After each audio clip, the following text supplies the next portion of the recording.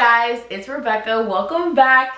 And you already know what I'm here to talk about. This is Soft Heart Firm Boundaries, and here we're going to be talking about you're not chill, you're scared to express your needs. And before I talk about that, I just want to say this. I'm not a dating coach, I'm not a relationship guru, I'm just a young woman navigating life, sharing my experiences, hoping that this will help someone in the future. So, and also, I just want to say this too. I have been recording this series in this pajama set and in this same background. I'm doing all of these videos within the same day. So if you see me in the same outfit, y'all, like, please, like, just chill. Just chill for me, you know what I'm saying? I'm trying to get the content out for y'all.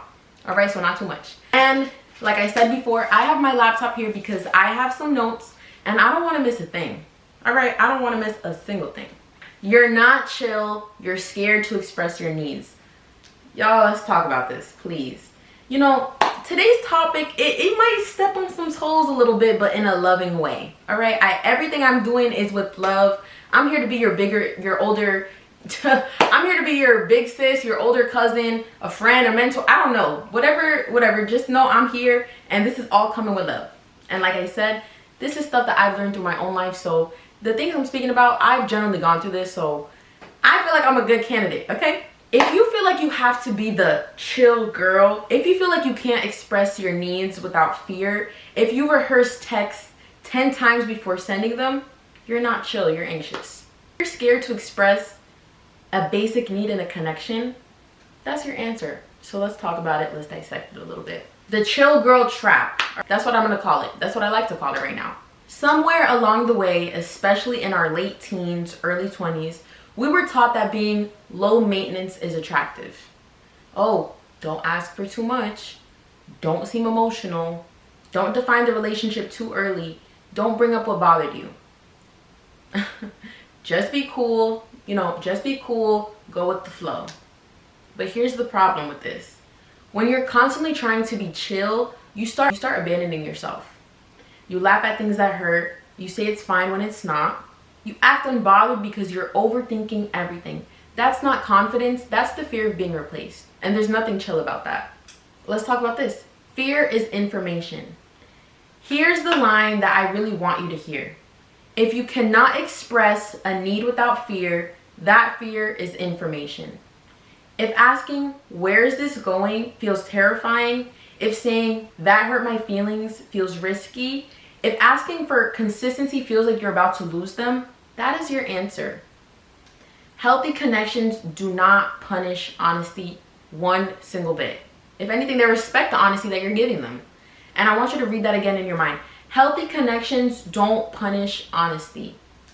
You shouldn't feel like you're gambling the entire relationship just because you spoke up. All right? Saying how you truly feel and what you need should not make or break something. If anything, that should kind of like strengthen it, and they should be able to lean into what you're saying.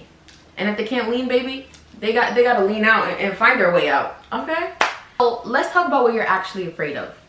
And let's be real, okay? You're not scared of expressing the need. You're scared of what their response is going to be. And you're scared what the response might reveal. Because if you say, I need more consistency, and they pull away, that means they were never going to meet that need. And that hurts. It really does. Because when you're like, okay, you know, I really need a little bit more from you. I really need to feel like, you know, you are looking for me. You care about me. If you're saying that and they pull away from you, that means, okay, they weren't going to do it in the first place. So you know what? You just saved yourself about like 5-6 months of hurt later down the road. Seriously, you saved yourself that much time. If you're going to be like, okay, I need this from you, and they back out, you just saved yourself so much time. Instead of facing that reality, you stay silent. You shrink your standards. You convince yourself, oh no, I'm just not the needy type, you know? But suppressing your needs does not make you low maintenance. It makes you resentful later. And if you've gone through this, you know, you start getting that feeling of like, ugh. Every time you see their text, you're like, oh my God, like they just texted me. Or like little things are like, it's just gonna like creep and grow until you like later on, like you hate this person. And I know hate's a strong word, so let's say you dislike this person, and that's what it's gonna grow to be later on if you just let it all pile up. Next part. Here's the thing, y'all. Here's the thing. God is not confusion. And as someone that has grown up you know, very faith-based, very in the church, and someone that's still, you know, navigating all of that and just constantly trying to grow more, I just want to say this, like, this really hit me hard.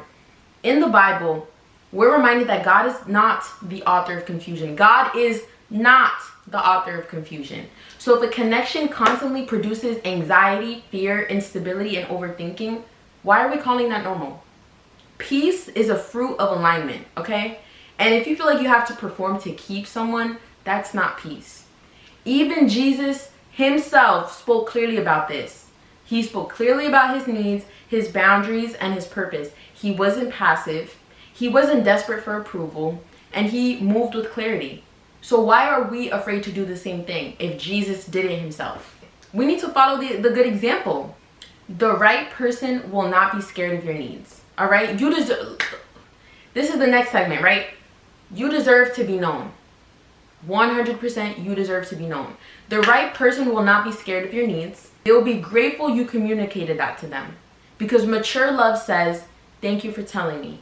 Not, you're doing too much. All right? If expressing a basic emotional need makes someone label you as dramatic, that connection was surviving on your silence. Oh my God, I'm dropping bars. And that's not sustainable. It's not, because you deserve to be fully known, not strategically quiet. Okay? So let's talk about the shift, okay? Here's the shift that I'm personally learning.